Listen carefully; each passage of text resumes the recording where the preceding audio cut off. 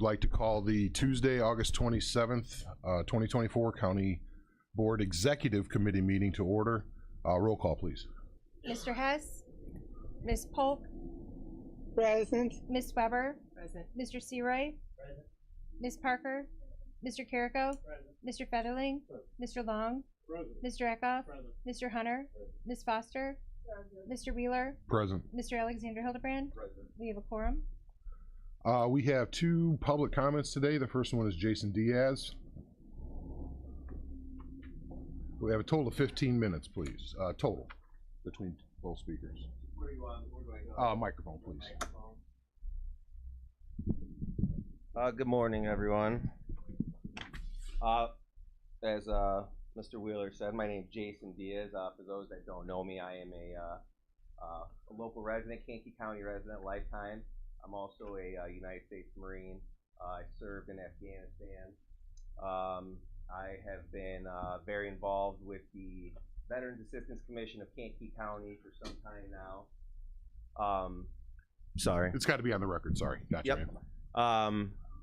Over the last few months, or last year, I've started to become more aware of how the Veterans Assistance Commission of Kankakee County has ran, and I have noticed, I noticed that over the last few months that the VAC is no longer on the agenda.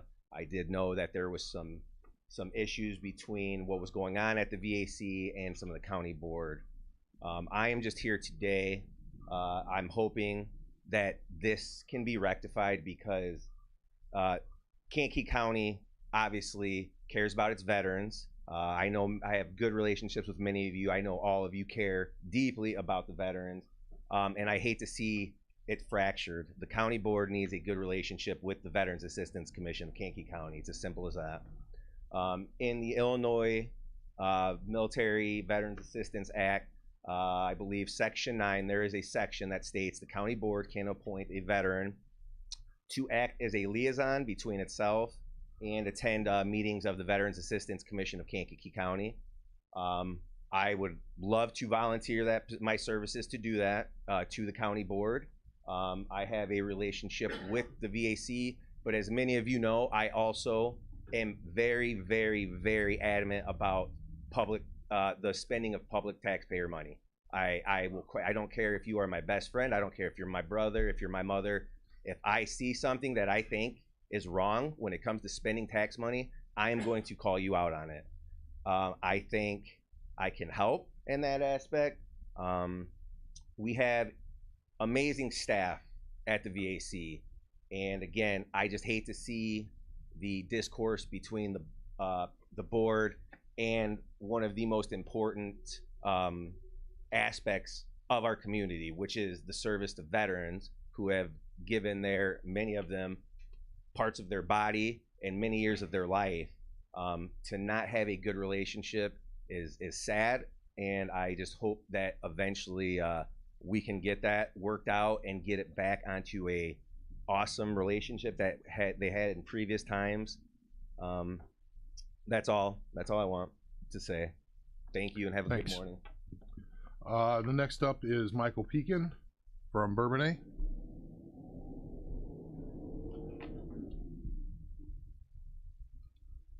Good morning. My name Morning. is Michael Pekin. I am the superintendent of the Veterans Assistance Commission. I came here today to see what I had to do to, I guess, square things away, get us back on an agenda so that we can start working with the county again. I don't know, I can't ask too many questions, but if there is a way, I would love for somebody to let me know if it's possible. I've been told basically that it's not.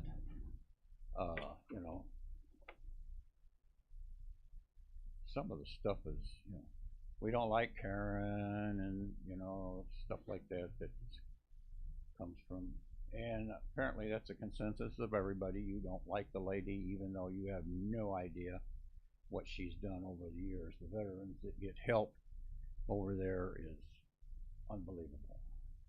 I know what people think of my situation as superintendent, but we're working on that also. And I don't know. I just love to hear from somebody somehow.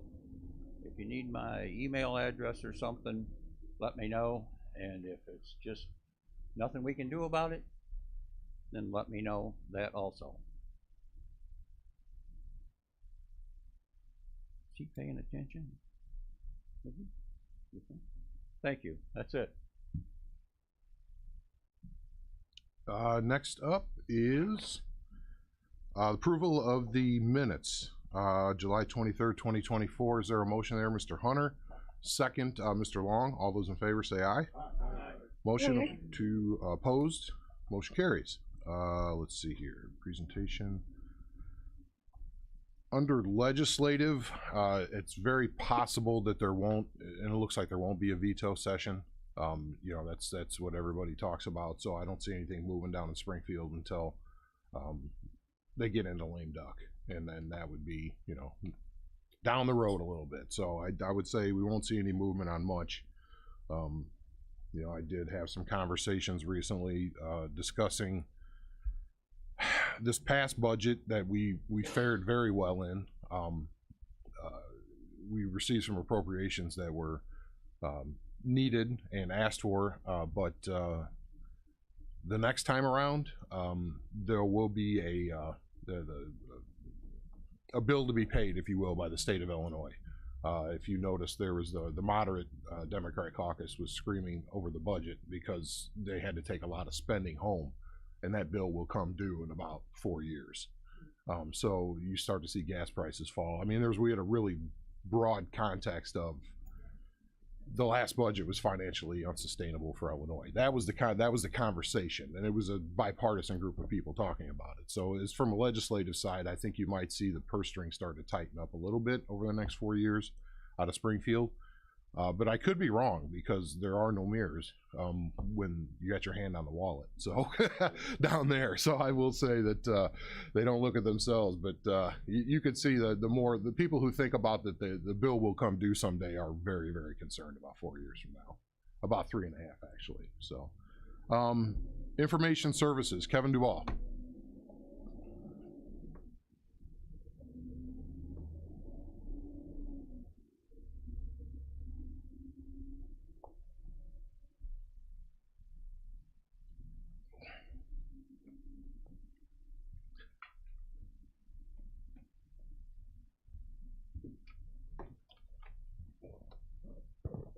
Again, I'll address the update on the phones. As you see here, we've had the phones have been... Sorry, go ahead, man. Sorry. Okay. The phones have been distributed throughout this building, and by the end of the week, they'll have the last of the phones in the building next door, North Schuyler, which is the division of the state's attorney. They're in the process of testing them since they've been out, and then later in the week, Bruder has told me that they're going to contact the individual departments to give your basic training of how to use them. But then again, it's a phone. You know how to basically use the phone. There's some additional functionality that most people won't use, but we want to make sure everybody does know what they need to know, and Jason is up to date on that. So if you need to do whatever you need to do to make sure you can do your work throughout the day, and then call him if you have some extraordinary thing, he's always available, and you always see him throughout the day anyway, so that's never really an issue. And on the court system, they are starting today. Starting yesterday, honestly. They started training, and now we're in the line employees, the ones who are actually contacting the public and doing the majority of the work. Up to this last year, it's been supervisors and key personnel, which basically helped you migrate from your old system to your new system and to catch all the things that could go wrong. And that's been a process that went well, but now they're training the employees. This is where everybody finally sees, all right, this is how it's going to be used to work with our workflow. I would imagine that those offices have decided how they're going to adjust their workflow, because everybody has to adjust workflow depending on whatever your new software is.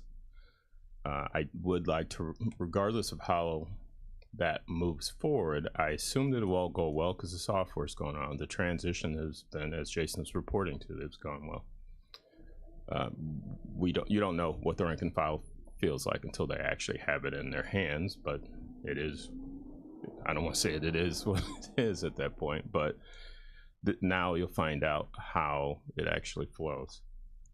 I'd like to remind everybody why you had to do this before. It wasn't something that the county board or the judges said that we just need new software. What had happened is your existing system or their existing system no longer met the requirements of Illinois state court system. They could not do key figures, and we were, as a district, past the deadline. So I believe the judicial asked the fifth floor for funds, went out to RFP, found software that did meet it. In fact, the vendor that was chosen is the actual vendor who runs the system at the state of Illinois. So you should know that that part is covered. So you've met all the requirements. This was never the county board or judicial said we need to do something new. You were required to do this, so that's where you're sitting there. And everything, at least to this point, seems to be going well. I don't want to speak beyond that. That's for Jason to speak at the court system, or if you have any questions. But I believe Jason said it's a 3-week training process, and even then, after your training, they switch over, and then you do day to day. Any of you that were here during the various sheriffs and stuff, you really don't know until 6 months or a year into that, because everybody is changing what they do. You can't buy something new and to try to do it your old way. What was the point of the new system? But as of right now, everything seems to be going well. And if you have any questions, either feel free to ask me or ask Jason as you see him. And I know you guys see him all the time before he does the meeting or after the meeting. Just Mr. Featherling first, and I had an update. I have a quick question for you. What do they do new? I know you had to do the software to update everything to make it go with the new world out there. But what do the new phones do? Give me a couple things that they do that the other phones didn't do, so I got some idea. Well, again, that's sort of like the court system. Yeah, we didn't really have a choice anymore. Yeah, but I mean, our existing system, it ties. First of all, everybody has voicemail, and very few people had voicemail before. Do you have possibilities? There's some additional possibilities that I would rather not say. I would rather those departments tell their employees, because I don't want everybody to say that you want to turn something on and then you have a new bill for that. Okay. What ended up happening here is you were on a 15-year-old system that it no longer could be supported. Mm-hmm. So again, you didn't have a choice at this point. Just something as simple as somebody calling into an office here and transferring into the courthouse. Okay. No, you got to give them a number to call over. Now, transfer. Yes. So you go from here to there. Yeah, that was I mean, because we had so many different buildings. That's just a micro of a small part of it, and then it blossoms from there. Yeah. That's a customer service aspect. It's almost like broken window, broken business. They don't think you have your act together because you can't even transfer a phone call. Yeah. But I also want you to focus on, you did not have a choice. It's time that it was time you needed to move on, and you moved on to a superior system. There are many things. That's one of them. There are many other things, but there's some functionality that gives you possibilities that you didn't have with the old system that you had. And honestly, it will be ultimately a cheaper system than maintaining your old system. Dramatically cheaper so far.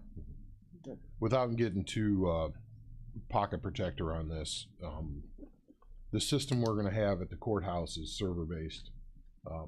The probation will be cloud-based, and now we're just starting the conversation with New World, Tyler, out at the jail, because they're switching to cloud-based. And yes, there's a lot of zeros at the end of that. So we're just starting the conversation now. With what I want to do is to, and if and it's just beginning, like in the last week or so, it's just kicking off the conversation. It's two different divisions of Tyler, but it is one company, if you will, that talks between each other.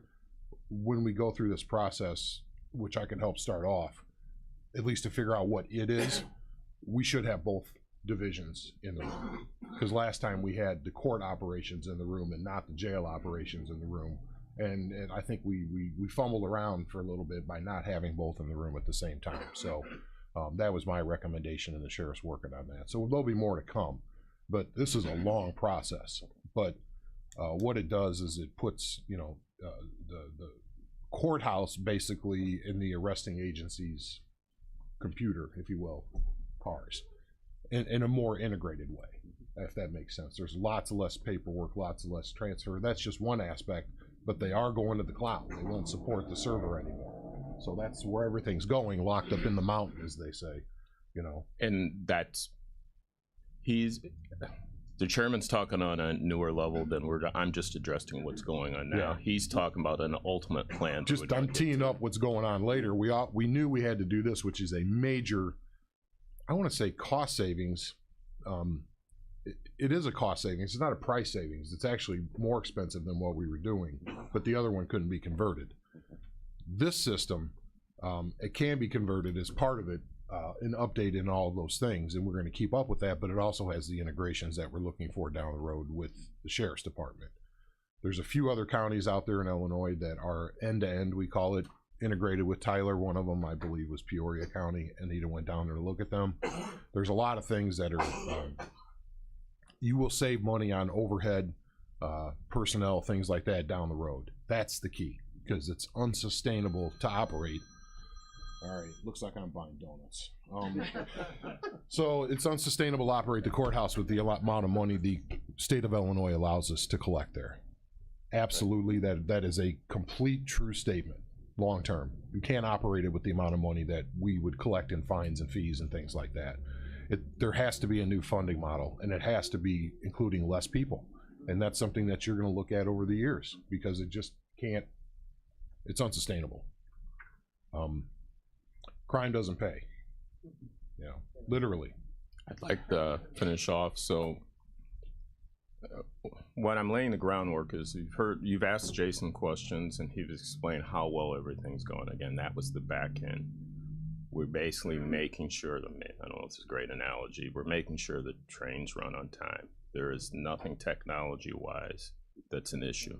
Yeah. So everything is implemented. What you'll find out now or process, that doesn't come back to him. That's you doing your normal job of asking the individual departments of their workflow and how they're utilizing it. That's a transition. At the point he won't be able to answer those. You don't want your IT person asking you how an attorney does something. Yeah. Unless they're a lawyer too. Yeah. An IT lawyer. There we go. Job posting India. So I appreciate it. Kevin, is there anything else for him? It was more of an high level reminder of what the philosophy was on this project. And it could go a different direction, but I would say that, you know, consider that one, you know, as we go forward, please. All right, thanks. Okay. Schools, Frank Petkunas. Do you have anything? All right. Just let you guys know school's back in session, so we're all happy the kids are back, and if you have any questions, let me know. Got it. Budget-wise, if we should be set with truancy and all of that those discussions have happened. Carol, I believe you're on regional office now. You guys, you get to go to the meetings now. First one? Have you had one yet? September. Okay, good. Well, we'll that was one of those things. I think we were paying with ARPA, I believe. Yeah, and it's budgetarily in there this time. So we want to make sure that that's one of the few things that we're carrying on that's still a result of ARPA. Is there's kids still aren't back. You know, there's laptops that still haven't returned from that time period. I doubt they'll ever make it home. So, but I mean, it's kind of a shame. It was truly a destructive time in our country and our families and everywhere. It's just awful. Schools, that's where it manifested a lot, I would imagine. You know, I think it was my son that was telling me he's got a teacher who's in Michigan that still teaches via Zoom because of the teacher shortage. so he gets to watch a TV every day, and it's a shame, but it's a reality, you know. And maybe it's a glimpse into the future, you know. I don't know. I hope not. So, people, you think they can't get along now? Wait till all they do is interact online. Wow.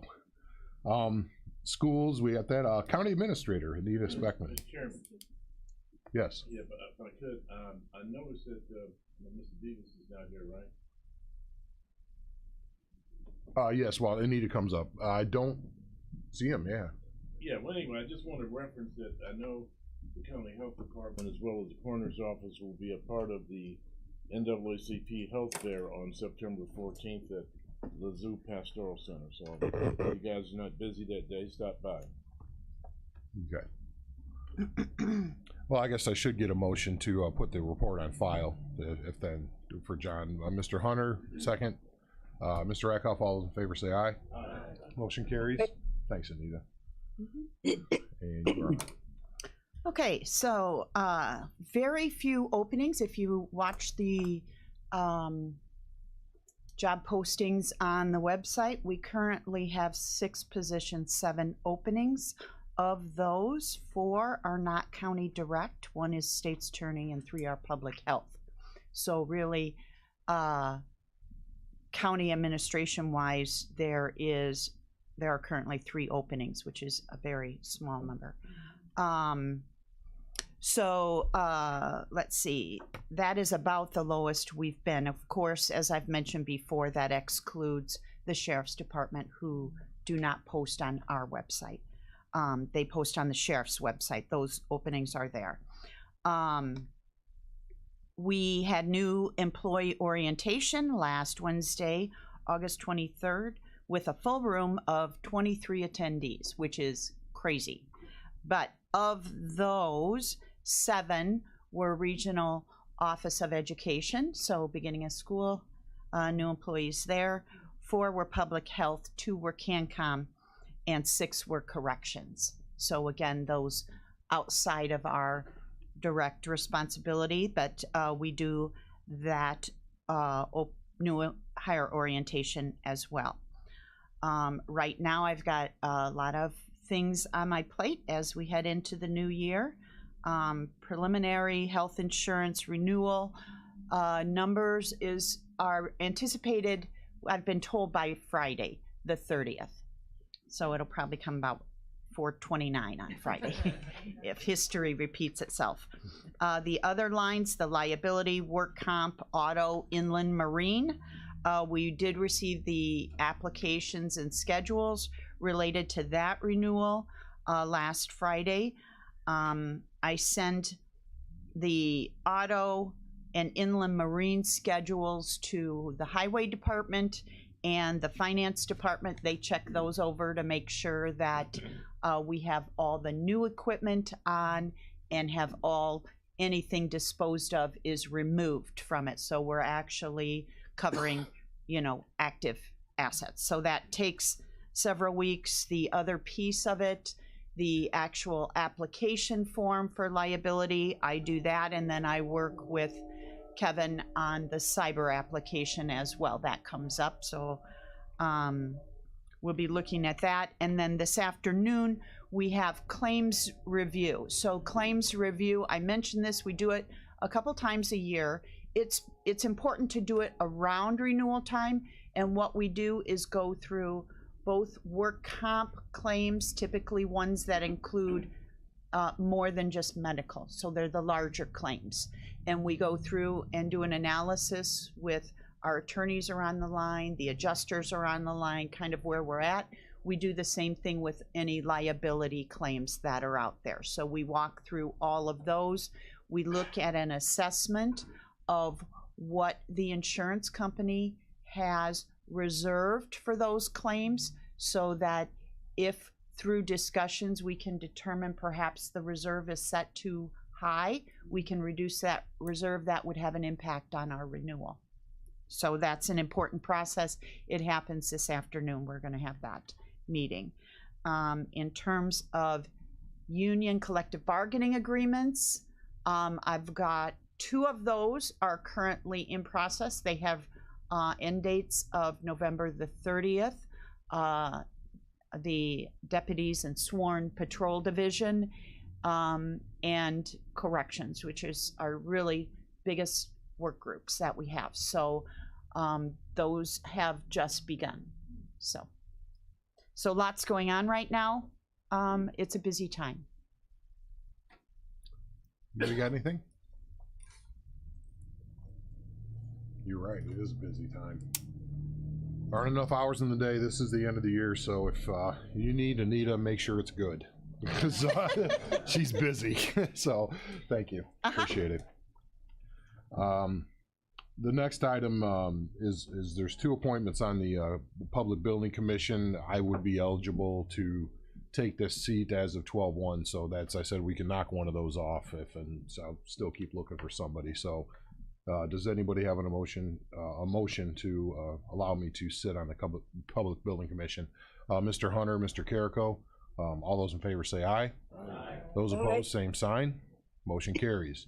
And just so you know, the only thing that's left on the PBC's docket is the remainder of the health department bond, if you will, because they bonded that out, and then we abate those here so they can be eligible for all those grants that they get. That's up. You'll see this come up every year. Abate the health department. Abate the health department. It's just so they can be eligible for those things. So, Mr. Carrico. Thanks, Mr. Chairman. I'd just like to, since we just skipped the number 7 there with the health department because Mr. Vivas is not here. I apologize. I didn't think of that. And I'm glad you said something. Okay. I didn't even think that you're the chair and you could do a report. No, I don't want to do the report. His reports I had on file. Oh, come on. But if you don't mind, I'd like to say something on behalf of the Board of Health and myself. I'd like to just talk a little bit about a proposal that was I made a proposal about a year ago, and it finally got done, and we got fully approved by the Board of Health this year, which is called the Community for Health Improvement, which will be with participation of qualified volunteer professionals. And what I'd like to talk about is the purpose of this new program, which is to improve the overall health of our residents through health education. And the other important thing that I think is very interesting and very nice that the Board of Health is, engaging themselves, and the board members of the Board of Health engaging themselves into, is to have this program in place now to provide health and wellness education lectures, in the case, by qualified professionals from both sides, Western and complementary health, and also providing a little bit more of a guidance to a healthier life and a system overall to better that psychological, biological, and social life balance. And this program is going to be supervised by the Board of Health, but it's going to be managed by the health department. And I'm now working with Mr. Beavers to get this rolling and get this going, and hopefully start getting some volunteers this year in some programs out there in the community. Thank you. Thank you. And again, I apologize, Antonio. I didn't consider that. So yeah, the only thing left on that business right now, they don't have any business to do because the jail is paid off. And that's the last thing, is that they're just, if you would use them as a tool in the future, that is something out there as one of the many public building. It's a partnership between the city, the county, and the park district. And they're for public benefit buildings, if you will, projects within the county jurisdiction or the municipal jurisdiction. So kind of let you know what that tool is, and we can go into that more if you would like to know more. Some openings. There's one of all of those. Sorry, I can't get away with that. I got to do this officially. I had one job. All right, Animal Welfare Advisory Committee, Historic Preservation Committee, River Conservancy District, Public Building Commission, BM Lewis Drainage, all of these drainage districts, Canavan, Clawson, Exline Creek, Gar Creek, Grinnell Special, Joe Bennis, Little Beaver, Mantino number 3, Mantino number 9, Binney Creek, Moments, Yellowhead 1, Snake Creek, Spring Creek, sorry, thought my eyes were playing tricks on me there. Looks like Union number 2, Janier and Moments, Yellowhead and Washington Union Drainage number 2. Is that the last one? Okay, letters are sent, all that good stuff. All right, we're killing trees. All right, motion, we don't have a motion on those, there's no one to appoint. Next item, authorizing the Kankakee County recorder fees and classification, Lori Gadboy. So Lori had something that she wanted to present to the committee. Wherever.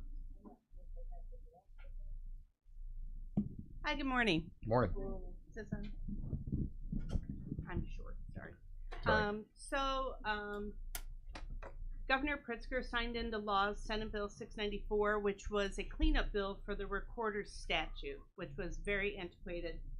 And within that was the predictable fee schedule, which we had actually established in 2018.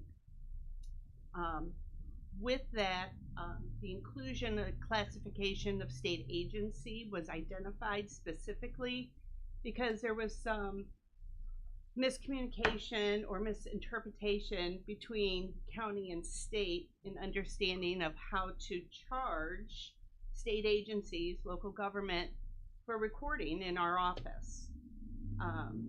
They took the very antiquated opinion and kind of stuck with it. We kind of cleaned that statute up, and again, like I said, Governor Pritzker did sign this into law and is allowing us to establish our predictable fee schedule again, which will go into effect officially January 1st. So with that being said, we do need this to go before committee like today. It's published then as a notice in my office and on my website, and then should be passed by the county board prior to January 1st so that these established fees can take effect going forward, which is a good thing. Questions on this? Committee first, Ms. Weber. Thank you. I assume they're all higher. Actually, my fees are not changing. The fees are staying the same. The only thing that you're going to see different will be like when a state agency records a document now in my office, they will be paying the exempt fee of $47 per document, whereas some of the state agencies have been only charged $18 because of the old statute and interpretation of the fees. We clean that up with the language in the predictable fee schedule. I have a question. Yes. I'd like to ask the state's attorney if I could. Should we clean up the old resolution, or do we want a new one to replace it? Since the fees are all the same and we have a cleanup, I'm just asking. No, there's a new resolution that's gonna be drafted. Okay. Because the statute says that if you have a resolution adopting the old predictable fee schedule, you have to have a new one adopting this. I gotcha. So really, it's just gonna be a resolution that references that statute, attaches the exhibit with the new fees and the posting requirement, and it'll be in the packet for county board. Is there a motion for what she just said? I saw Ms. Foster with the motion, a second Mr. Eckhoff. So basically, we'll get the final form for the full board after you guys do your thing. Okay, appreciate it. Not spending. All those in favor say aye. Aye. Those opposed, same sign. Motion carries. All right. Establishing the 2025 holidays for the county offices. Obviously, that's done by the chief judge, but we're adopting. Is there a motion? Mr. Hunter, Mr. Alexander Hildebrand, all those in favor say aye. Aye. Those opposed? Motion carries. The next item is the nebulous Decennial Committee reports on local government efficiency, which is in and of itself a contradiction of terms, government and efficiency. But no, this is a prime example of that because we don't even know what we're supposed to do with them. There's nothing in the law that says that what we're supposed to do. So we're just supposed to, here they are. We take them, that's it. And we keep them on file. I wished I knew. Do you have any idea, Mr. Long? Oh, we'll go with Ms. Weber first. I just, as I read through them, it looked like defendants at a court where they were defending why there should be a township, why should there be park district, all the things. They, I think, and the ones we have here and before, are doing a fine job defending it, but nobody else is judging it. So, you know. Yeah. Similar? Yes, sir. So I wanted to point out a couple of things. Particularly the Manteno Fire Protection District document. So all three of these groups worked really hard at providing a document that is truthful and points out the good things and the bad things. And particularly the Manteno Fire Protection District one is they worked really hard at this. I know that. I've been talking with their chief over the time that we have been doing this in Limestone Township. I would urge other commissioners to read at least the Manteno Township one. The Bourbonnais Fire one would be also a good one.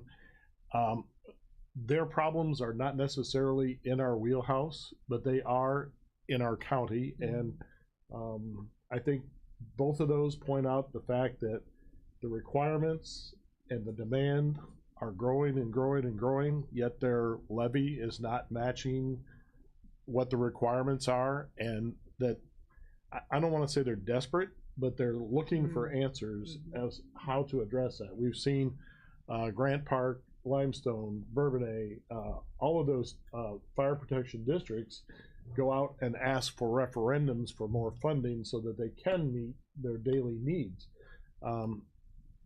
I think it's something that we have to keep in the back of our mind. I think particularly if you read the Manteno one, it describes that honestly and gives you as a commissioner some insight as to what's going on out there without having intimate knowledge. I think it's just a good document to look at. So if you get a chance, read it, try and digest it. If you have questions, the Fire Chiefs Association, I meet with them quarterly as a county board member. And I'm sure the Fire Chiefs Association would provide us somebody to talk to if you wanted to know more. So, but no, it's a very good explanation, and I apologize that I seem flippant about the content, but it was like, what are we supposed to do with this? Maybe this is it, is talk about it. You know, the fire protection districts have been a long-standing conversation we've had, especially with Manteno, obviously, and Limestone and those guys and people out.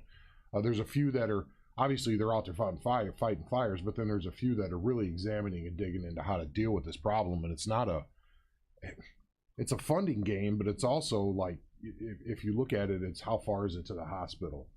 How many people are we allowing to subdivide farmland and build houses on, because we're taking them out of municipalities where they have all those services intact, and now we're building new mini communities out in the rural area. So that's an impact of our planning and zoning decisions on rural fire. And I kind of brought that up a couple of times when we did that. And I'm not chastising for old votes, but that's the impact of what we do here.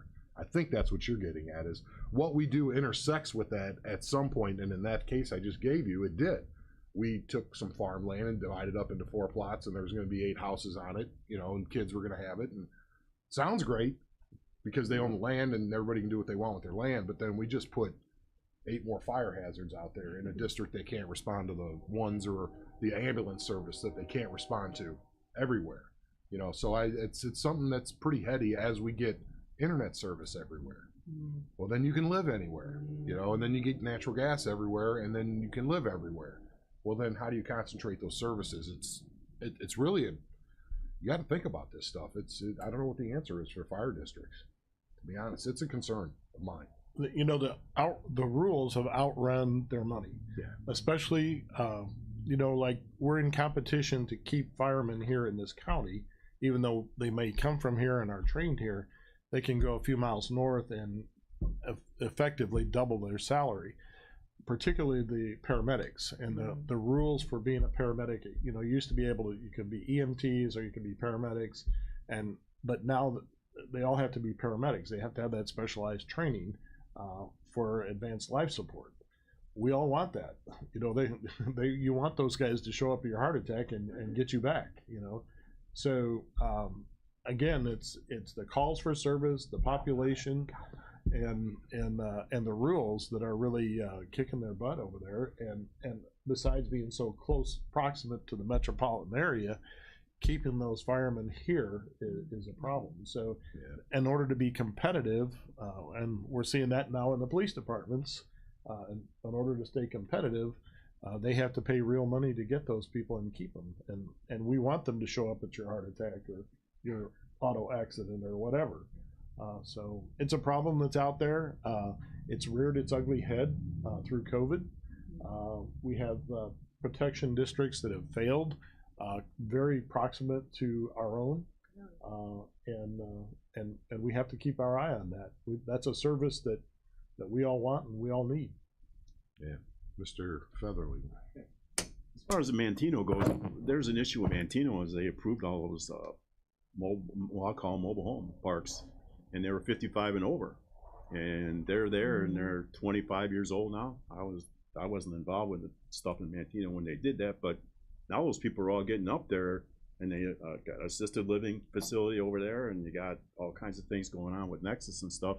There's an ambulance. They built a new fire station down the street. That costs a fortune, to be able to answer those calls. But when I go to call, then they show up with an old ambulance because they're out taking everybody else to the hospital. So they need money for things that are going to be required, and it's only going to get worse because those people are getting older and older all the time.